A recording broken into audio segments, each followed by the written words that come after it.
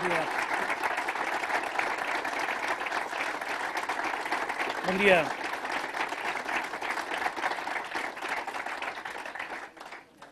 Molt bon dia a tothom, senyores i senyors, representants de les entitats que avui ens acompanyeu aquí, molt honorable presidenta del Parlament, molt honorable presidenta Borràs, representants de les entitats, dels partits polítics. Voldria saludar també companys del Parlament Europeu, com M. Alfonsi, merci d'être ici avec nous. També voldria saludar la delegada del govern tibetà a l'exili davant de la Unió Europea i també el representant del Congrés Mundial Uigur davant de la Unió Europea. Amigues i amics, és un goig poder-me adreçar avui a tots vostès aquí en aquest moment especial. D'aquí a poc més de 20 dies, el Parlament espanyol començarà el compte enrere per al nomenament del president del govern i no sembla que el candidat de la dreta tingui els suports suficients per ser escollit en primera o en segona votació. Tampoc no els té l'actual president ni el bloc dels seus socis parlamentaris dels darrers 4 anys, de manera que Espanya es veu confrontada ara mateix a un dels seus dilemes que no sempre resol bé. O viu en el bloqueig, que podria cronificar la confrontació entre els dos blocs ideològics que han polaritzat les darreres eleccions, o pacta. Però el pacte té un problema. De fet, en té dos. El primer, que a Espanya és un recurs inhabitual en la resolució dels reptes democràtics. Només cal recordar la situació, per exemple, que viu el Poder Judicial per la incapacitat dels dos grans partits d'arribar a un acord per la seva renovació. El segon, que el pacte possible no és un pacte qualsevol, sinó precisament amb Junts per Catalunya. Una formació a la qual se l'ha arraconat, menystingut i atacat sense descans per part dels dos grans partits espanyols. S'ha volgut arraconar el que representem fins a tal punt que tot just fa 2 mesos i mig els partits que avui malden per aturar la dreta no van tenir cap problema a sumar els seus vots als del Partit Popular per impedir que el nostre candidat, que va guanyar les eleccions, fos nomenat alcalde de Barcelona. Que ningú no conclogui que ens inspira l'ànim de revenja personal o partidista, perquè si això fos així, no hauríem pactat ni tan sols la mesa del Congrés. Ho dic per explicar la distància profunda que ens separa, perquè la distància entre els nostres projectes nacionals respectius també ho és.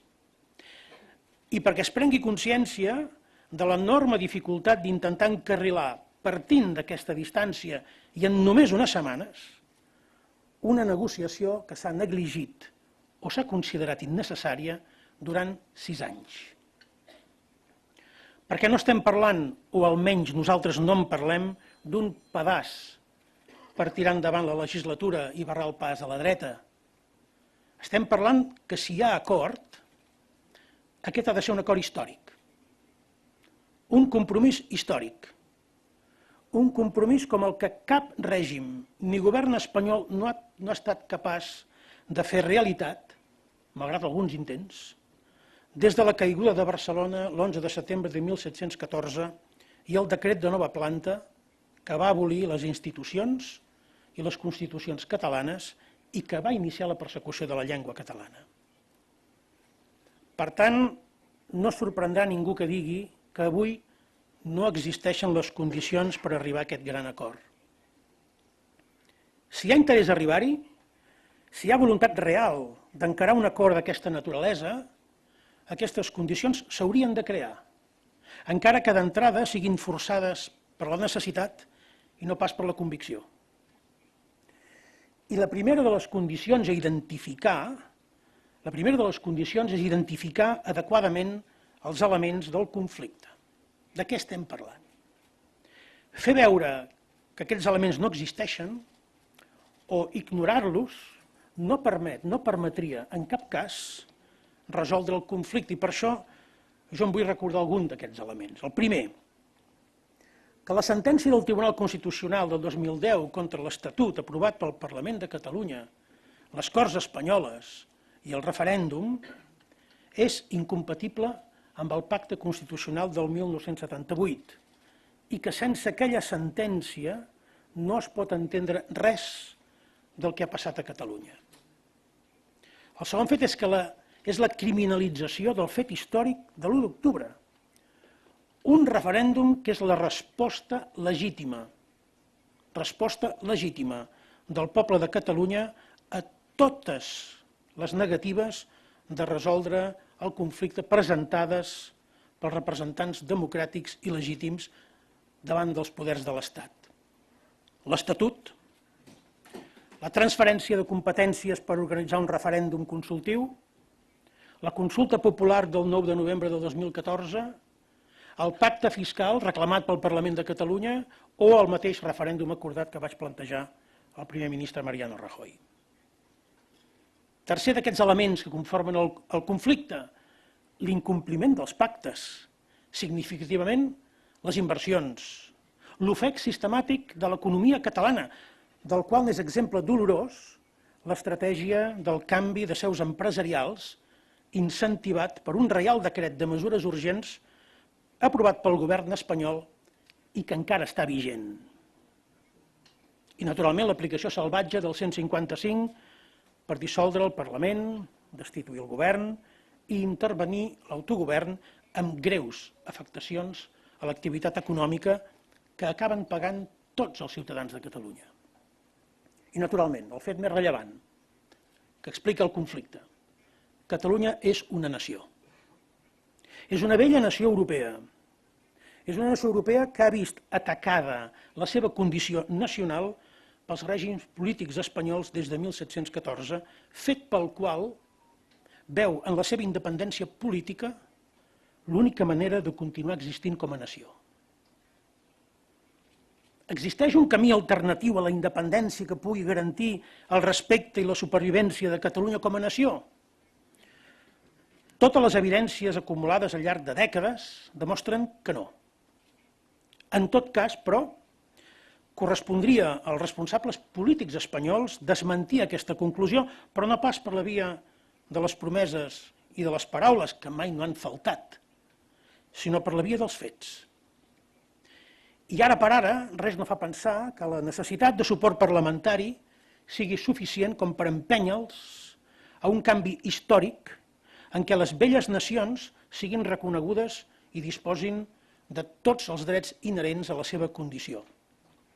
No ho han fet en situacions molt més evidents, amb milions de persones manifestant cada any al carrer, des de fa una dècada, ni amb més de 2,3 milions de persones votant el referèndum d'independència de l'1 d'octubre. No sembla que ho hagin de fer ara senzillament perquè necessiten el vot de 7 diputats. O sí? O realment poden fer de la necessitat virtut? Avui Espanya té, com deia, un dilema de resolució complexa.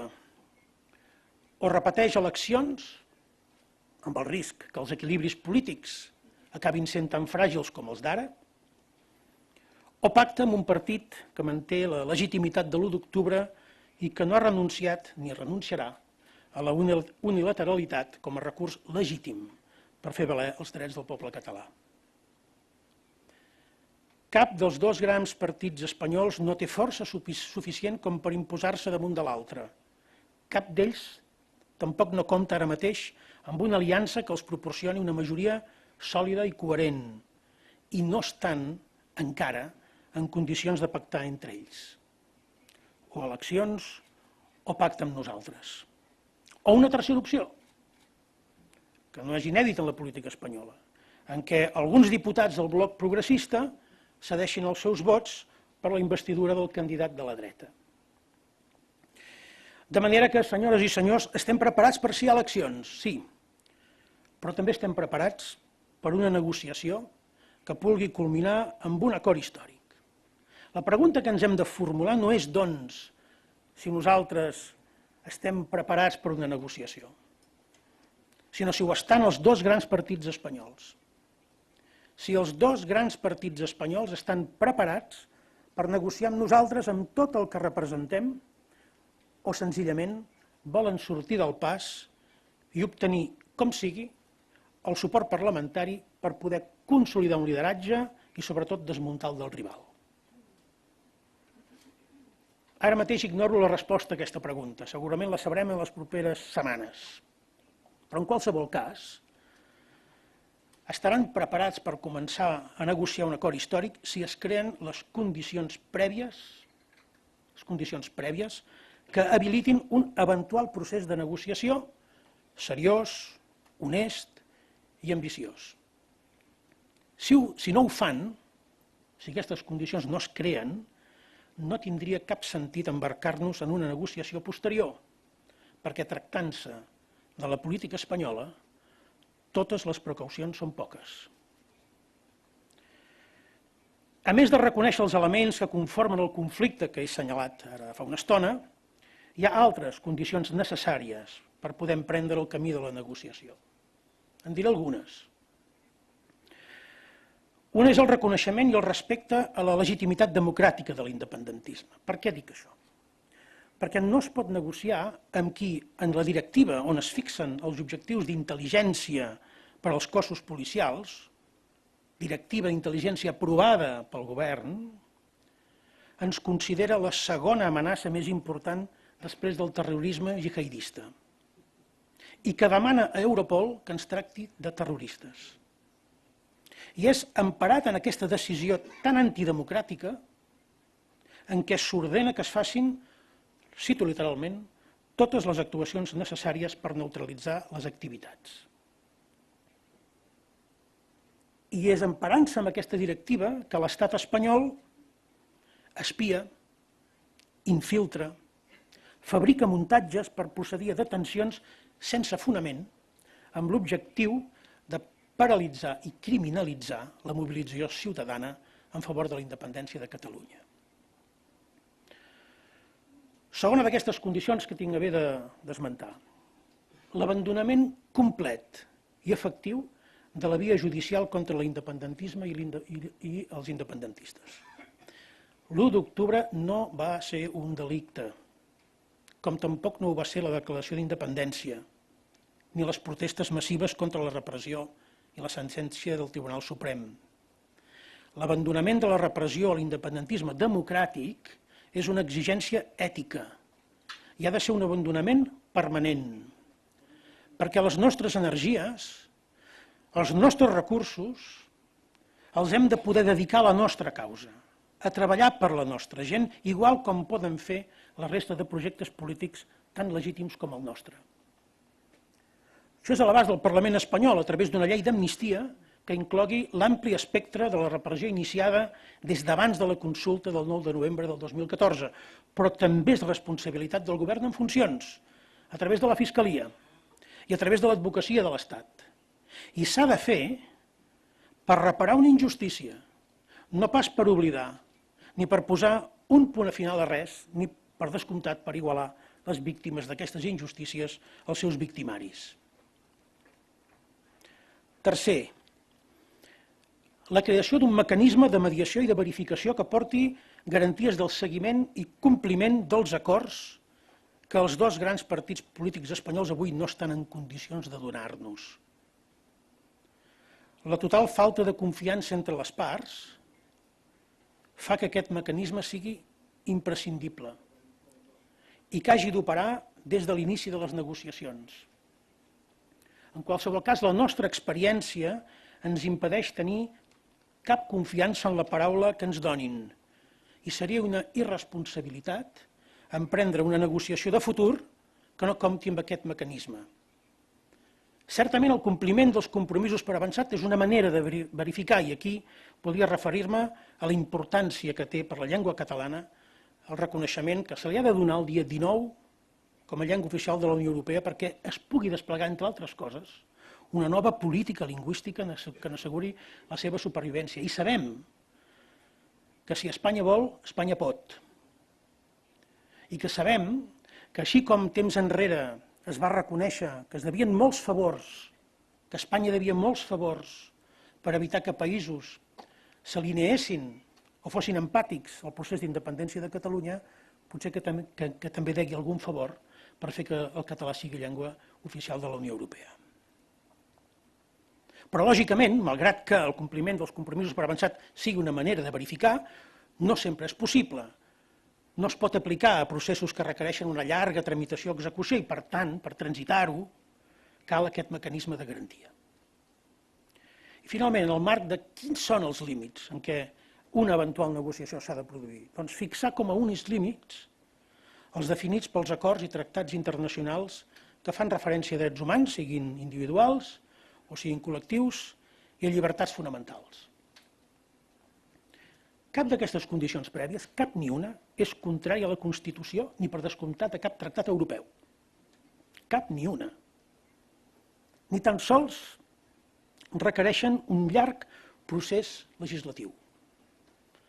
Són condicions prèvies que s'han de poder complir abans no s'esgoti el termini legal per evitar noves eleccions. I que si es donen, naturalment ens comprometen i ens obliguen a treballar per un compromís històric que resolgui el conflicte en la propera legislatura. Només depenen de la voluntat política. Subratllo aquest fet perquè estem fent política. Només depenen de la voluntat política. De manera que, fixades i assumides aquestes condicions prèvies, la negociació pot desenvolupar-se amb garanties i amb l'esperança que es culmini amb èxit. Però l'èxit, és clar, el determinaran els resultats finals de la negociació. Jo en aquests moments, com comprendran, seria del tot improcedent que jo ara els fes una llista dels objectius concrets que haurien de formar part d'aquesta hipotètica negociació. No és això el que jo volia explicar. Jo volia subratllar la necessitat i la urgència de crear unes condicions que ara no es donen perquè aquesta negociació pugui ser possible.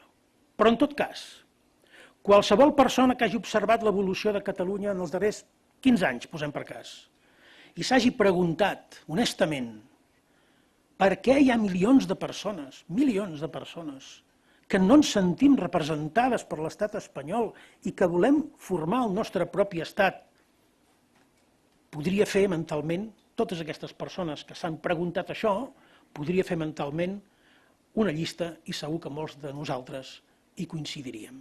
I aquesta persona que s'hagi preguntat no té per què ser necessàriament catalana. Pot ser perfectament de la societat espanyola o europea, que encara no entengui per què els catalans hem decidit entrar en aquest procés. És evident, és clar que sí, que hi ha un gran paquet de qüestions materials pendents de resoldre, això ho sabem. Des de fa moltes dècades. Catalunya és un país ric, però de ciutadans amb moltes necessitats i amb unes institucions sense recursos per atendre-les. Amb un dèficit fiscal, ho sabem, de més de 20.000 milions d'euros per any. On una cosa tan bàsica per la vida de la gent com són els trens no funciona. Tenim la taxa d'immigració més alta de tota la península, un 16,2%, més de 2 punts per damunt de Madrid, i no tenim competències ni recursos per gestionar-la. No formem prous metges i no els podem pagar com es mereixen. El nostre salari mínim és injust tenint en compte el cost de la vida. Els joves no poden accedir a habitatges, ja no de compra, sinó tampoc de lloguer a preus assequibles per poder estudiar, emprendre un projecte professional o de vida. El govern espanyol no executa mai els pressupostos aprovats íntegrament per Catalunya i la falta crònica d'inversions genera absurditats, com que per anar en tren de Barcelona a València es tarda el doble que d'anar de Brussel·les a París, o gairebé una hora més que anar de Brussel·les a Londres. La llista és molt llarga, la coneixeu i ara no és el moment de reiterar-la. Només ho esmento per constatar que totes aquestes mancances materials, moltes d'elles compartides per molts ciutadans i partits polítics no independentistes, no les ha resolt l'autonomisme, ni les ha resolt tampoc el constitucionalisme. És una evidència, no és una opinió. Per tant, que ningú no s'enganyi. Amb això, tampoc amb l'amnistia, no es resoldrà el problema de fons. No existeix una recepta autonòmica per resoldre els problemes de Catalunya. Allò determinant és el reconeixement nacional de Catalunya i, per tant, el seu dret a l'autodeterminació.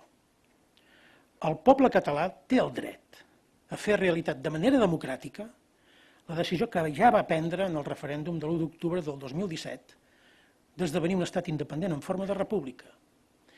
I només un referèndum acordat amb l'estat espanyol podria substituir el mandat polític de l'1 d'octubre tal com hem recalcat des de fa anys. He de dir que no existeixen impediments constitucionals per organitzar i celebrar aquest referèndum. Tampoc n'existien per l'amnistia, tot i que aquesta legió de constitucionalistes que sempre es dona a Espanya de tant en tant ens havia alliçonat que era absolutament contrari a la Constitució i avui ja tenim mitja Espanya fent càbales de com es pot aprovar una llei d'amnistia. El que hi ha, i només cal recordar l'article 92 de la Constitució, l'article 92 de la Constitució és un mecanisme perfectament constitucional perquè els catalans puguem votar. El que no hi ha és voluntat política per assumir-ho. Hi ha una manca de voluntat política, perquè si es vol, també es pot. I en democràcia no hi ha cap altre mecanisme millor que el de posar en mans dels ciutadans les decisions de gran transcendència com és aquesta. És, per tant, la combinació d'aquestes dues grans carpetes i el progrés simultani en totes dues, i vinculant, que determinarà la viabilitat i l'èxit d'una negociació. Una negociació que avui mateix no hi és, però se l'espera. A qui s'hagi pres la molèstia de seguir-nos tots aquests anys i d'anar més enllà del relat trampós que s'ha difós sobre el que representem, crec que no li sorprendrà res del que he dit. A alguns els hi sonarà a nou, però honestament res del que he dit no és el que no hagin dit ja al llarg d'aquests 6 anys. Perquè portem anys defensant aquesta posició.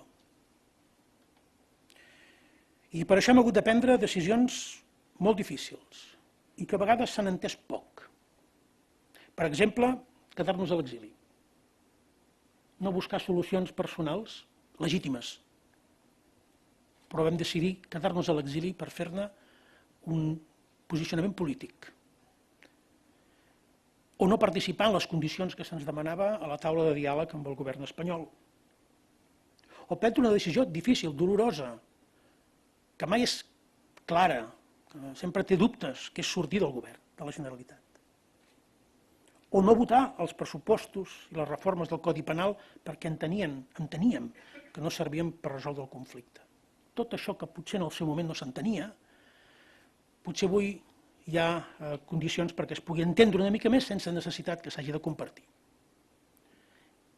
I és des d'aquesta posició que hem mantingut que emprendrem qualsevol eventual negociació. En qualsevol cas, els resultats finals de tot aquest procés han de servir perquè el poble de Catalunya, que s'ha mobilitzat d'una manera exemplar durant una llarga dècada, que ho ha fet en les condicions més difícils, veient el seu govern a la presó, a l'exili, després de rebre la violència policial, que encara queda marcada en el cos i la memòria de milers de catalans, s'hi pugui reconèixer. Són acords, els acords a què s'arribi tota aquesta societat que ens ha acompanyat s'hi ha de poder reconèixer. I ha de poder veure cristal·litzades les seves esperances que s'han construït amb paciència i amb resistència, també amb resiliència, que avui estan desorientades per la divisió interna i la desmobilització, és una evidència, però que estan tossudament intactes. No hem aguantat la posició tots aquests anys per acabar salvant una legislatura. Crec que més clar no es pot dir. Sinó per defensar l'encàrrec rebut i que hem conservat dels ciutadans. Certament, uns ciutadans, una part dels quals avui ens mira amb recel i amb desconfiança, però als quals caldrà sempre tenir presents quan ens haguem de seure, si és que això acaba passant, amb els qui ens vinguin a demanar el nostre suport. Moltes gràcies.